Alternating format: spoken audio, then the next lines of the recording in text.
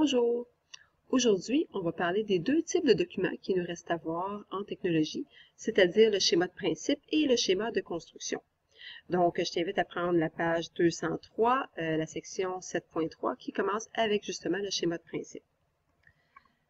Donc, on va commencer tout de suite avec la définition. Un schéma de principe, on s'en doute bien, hein? Le mot schéma veut dire que c'est un dessin. Donc, on nous dit ici que le schéma va illustrer le fonctionnement d'un objet. Donc, comment il marche, comment il fonctionne. Il s'agit en fait d'un dessin simplifié qui va représenter l'objet. Donc, c'est une espèce de dessin en bonhomme allumette et qui va représenter aussi les forces et les mouvements qu'on va avoir besoin, les forces qu'on va avoir besoin d'appliquer sur notre objet pour le faire fonctionner et les mouvements qui vont résulter de ces forces-là. Et on vous donne un exemple juste en bas avec un déodorant. Donc, si je commence tout de suite juste à vous montrer le fonctionnement du déodorant, j'en ai un ici que j'ai apporté. On va en regarder aussi en classe, là. Vous les avez vus dans les boîtes l'autre fois, mais on n'en avait pas besoin tout de suite. Donc, le fonctionnement du déodorant, quand on parle des forces et des mouvements, eh bien, quand j'ai besoin d'utiliser du déodorant, et admettons que je viens de l'acheter et qu'il n'est pas encore utilisé. Donc, à ce moment-ci, je me retrouve avec un déodorant et la partie que j'ai besoin n'est pas là. Donc, à ce moment-là, j'aurai besoin d'appliquer une force. Une force où? Une force ici au bas, et c'est une force qui va faire tourner la roulette. Donc, on va dire que c'est une force qui est en torsion. Donc, en faisant tourner la roulette, je m'aperçois que mon déodorant va avoir un mouvement vers le haut. Donc, en faisant ma torsion, j'ai un mouvement de translation à ce moment-là du déodorant. Donc, de cette façon-là, je pourrais le faire monter jusqu'à l'extrémité complètement et arriver au bout. Je m'aperçois que je peux enlever la partie du déodorant et on peut voir à l'intérieur une espèce de vis. On appelle ça une vis sans fin. Donc, c'est une vis qui tourne sur place tout simplement. C'est pas une vis qui va creuser à l'intérieur de quelque chose. Donc, c'est pas une vis qui va monter ou descendre. C'est une vis qui tourne tout simplement sur place. Donc, on l'observera en détail en classe, mais vu qu'on en parle ici dans l'origine, je pensais que ce serait intéressant de vous en montrer un.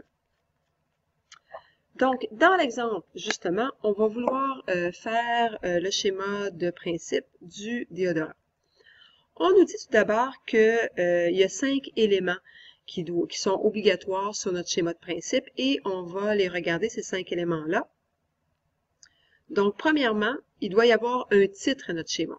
Donc, le titre, par exemple, à côté, on a schéma de principe d'un déodorant en bâton, parce que le déodorant peut aussi être en aérosol. Donc, on a premièrement notre titre. Deuxièmement, un dessin simplifié de l'objet technique. Donc, un dessin simplifié, c'est une espèce de dessin en bonhomme allumette. C'est ce que j'ai ici. Le bleu représente le boîtier. Le jaune représente le déodorant parfumé. On a en vert ici ce qui représente la vis sans fin avec la roulette au bas. Et on a en orange le plateau élévateur qui va soulever et ou aider à rentrer le déodorant. Donc, le dessin simplifié est là. On a aussi le nom de chacune des pièces de l'objet. Donc, par exemple, on a le déodorant, le plateau élévateur, le contenant, la vis et la roulette. Donc, chacune des pièces est identifiée. Quatrièmement, les forces nécessaires pour faire fonctionner l'objet. Bien important, on se rappelle que les forces, ce sont des flèches qui sont évidées, c'est-à-dire des flèches avec une certaine épaisseur, un peu comme celle que je viens de te dessiner ici. Tandis que les mouvements qu'on verra tantôt, ce sont des flèches en bonhomme allumette que je trace comme ça ici. Donc, j'ai ma flèche qui représente la force. Donc, les flèches sont ici, représentent la force de torsion que je dois appliquer sur ma roulette. Dernier élément, les mouvements qui sont la conséquence de la force. Donc, il y a deux mouvements ici. Premièrement, un mouvement de rotation de la vis. On avait parlé en classe que souvent, la vis va faire un mouvement hélicoïdal parce que la vis va tourner en montant vers le haut ou en descendant vers le bas. Mais cette vis-ci, elle est un petit peu spéciale. Donc, la vis va seulement tourner sur elle-même et c'est plutôt, ça va avoir un impact sur le mouvement du plateau qui, lui, quand je fais tourner ma vis, mon plateau va aller en hauteur et va descendre. Donc, La vis fait vraiment un mouvement de rotation. Bidirectionnel, parce que je peux tourner bien dans un sens comme dans l'autre, comme je l'ai montré tantôt. Et le plateau aussi fait un mouvement bidirectionnel, mais celui-là va être une translation, parce que le plateau peut monter vers le haut ou le plateau peut descendre vers le bas. Donc ça, c'est un schéma de principe qui est complet. J'ai mes 5 éléments qui se retrouvent à l'intérieur. Allons maintenant à la page 205. La page 205 nous présente un résumé des différents symboles que nous avons en technologie. Donc, tout d'abord, on a les symboles reliés au type de force ici. Donc, on a la compression, la tension. On remarque bien que c'est le sens qui est différent. Donc, la compression va avoir tendance à écraser quelque chose, la tension à tirer ou à étirer. La torsion qui est une force en rotation, donc qui va tordre un objet. La flexion et le cisaillement. Donc, nos 5 forces qui sont là. Les conséquences aux forces vont être des mouvements. Donc, je peux avoir un mouvement de translation, un mouvement de rotation ou un mouvement hélicoïdal. Encore là, ça peut être unidirectionnel ou bidirectionnel dans le cas de la translation et de la rotation. Mouvement hélicoïdal est toujours bidirectionnel, donc je peux toujours le faire dans un sens ou dans l'autre. Donc ça, c'est les symboles que je vais avoir besoin dans mon schéma de principe.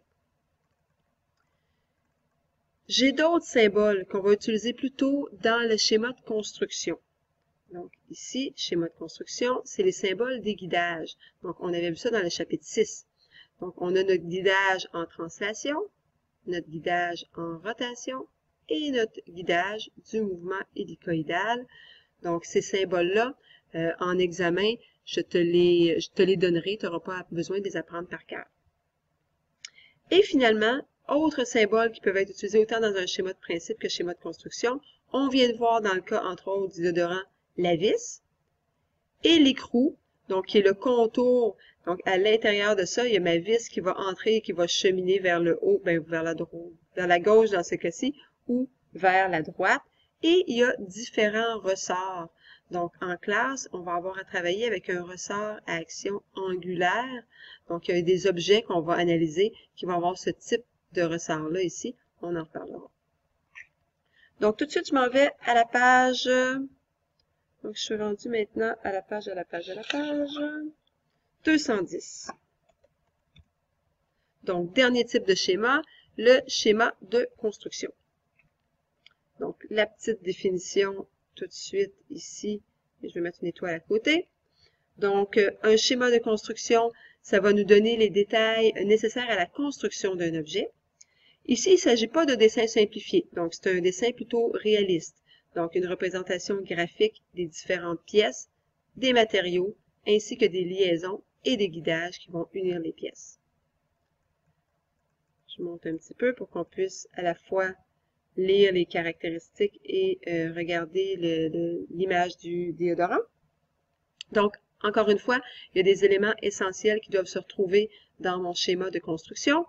Donc, ces éléments-là, il y en a 5. Premièrement, le titre du schéma. Donc, ici, j'ai fait un dessin plutôt réaliste, effectivement, de mon déodorant. Et on a mis un titre, schéma de construction d'un déodorant en bâton. Donc, on voit que les titres, c'est relativement simple. Tu dis quel type de schéma et quel est ton objet. Deuxièmement, dessin de l'objet technique, j'ai marqué que ça doit être un dessin réaliste. Donc, je dois être vraiment bien capable de reconnaître mon objet ici. Donc, j'ai le dessin du déodorant. J'ai même fait le dessin du bouchon qu'il y avait sur le dessus. Et j'ai ajouté un dessin de l'intérieur pour qu'on puisse voir qu'est-ce qui se passe à l'intérieur. Parce que oui, j'ai des pièces à l'intérieur et je vais avoir besoin de savoir en quels matériaux ils sont faits, entre autres. Troisième élément, le nom de chacune des pièces. Donc, le déodorant ici, le contenant, des bandes ici antidérapantes, donc probablement en caoutchouc, le bouchon, le plateau élévateur, mécanisme de la vis ainsi que de la roulette.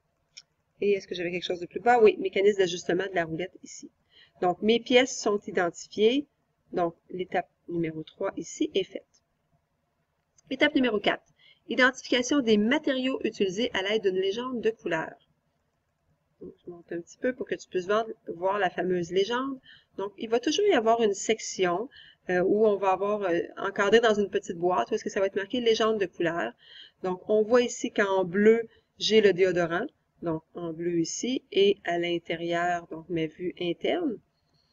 En vert, j'ai le plastique, donc mon plastique pour mon boîtier, le plastique du bouchon, et ici, le vert que je vois, c'est aussi le plastique du boîtier ici. Et en caoutchouc, donc les bandes antidérapantes, pour ne pas qu'elles glissent, on va les faire en caoutchouc. Donc, je l'indique dans mes matériaux. Donc, le caoutchouc, j'ai mis ça en mauve. Donc, tu pourrais avoir d'autres types de matériaux. Par exemple, si je prenais une paire de ciseaux que j'ai ici, tout simplement, bien à ce moment-là, j'aurais deux matériaux. J'ai un métal et j'ai un plastique. Donc, j'aurais à ce moment-là une légende avec deux couleurs pour identifier le métal et pour identifier le plastique. Donc, dépendant combien tu as de matériaux sur ton objet, tu auras une légende qui sera plus ou moins grande. Dernier élément, les organes de liaison et de guidage. Donc, on va toujours les mettre, les organes de guidage, dans une bulle, donc dans une section ovale ou circulaire, là, pour identifier quel type de guidage. Donc, le déodorant, on a dit qu'il faisait une translation. Donc, le guidage en translation, si on se rappelle du symbole, c'est le symbole avec une ligne par-dessus ici. Et à l'intérieur, je vais avoir un guidage hélicoïdal, donc ma vis sans fin avec mon plateau. Donc, c'est ce que j'ai indiqué ici, mon guidage hélicoïdal. Non, il n'est pas bien fait, le symbole. Laisse-moi voir, dans ton cahier, il est différent. Donc, celui que j'ai moi ici dans mon livre n'est pas exact. Tu ne devrais pas avoir la ligne ici transversale. Donc, à ce moment-là, tu devrais avoir tout simplement, je vais le faire avec toi, là. Je vais le faire en noir pour différencier. Donc, tu devrais avoir une ligne horizontale, une plus grande ligne horizontale et une autre petite ligne horizontale comme ça, avec une ligne verticale. Donc, le trait qui était en diagonale, lui, n'était pas bon, mais dans ton cahier, c'est correct. Donc, tu n'auras pas besoin de le corriger, c'est seulement dans le mien. Et le dernier guidage, ici tout au bas, là, j'ai un guidage en rotation. Donc, la roulette, elle va tourner. Donc, le guidage en rotation qui est bien représenté. Les deux extrémités ici, c'est pour dire que ma rotation se fait, là, elle va rouler à l'intérieur, si tu veux, de ces deux extrémités-là. Donc, mes 5 caractéristiques sont dans mon schéma de construction. Donc, mon schéma est valable. Il me reste tout simplement à voir maintenant la page 211, qui est en fait un résumé des 3 types de documents que tu retrouveras en secondaire 1 dans la section technologie. En secondaire 2, on va en ajouter un 4e. Donc, tu auras aussi, c'est ce qu'on dit dans la section de la fin, là. Donc, tu auras un 4e document qui s'appellera la gamme de fabrication. Mais pour cette année, c'est les 3 documents qu'on va avoir. Donc, j'ai fait une petite étoile à côté. J'ai marqué « Résumé ».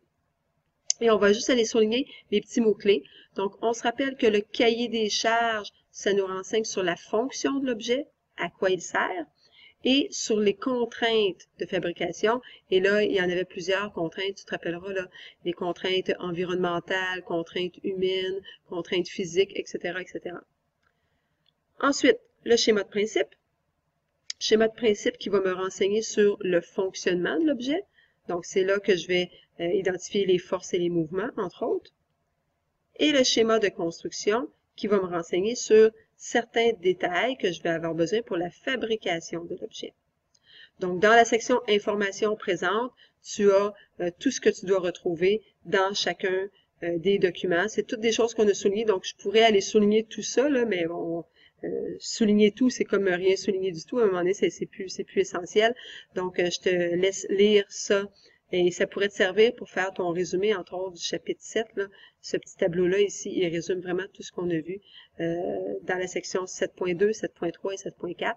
Et il reste la section ensuite 7.1 avec les matières premières, matériaux et matériels. Donc, ça termine notre chapitre 7.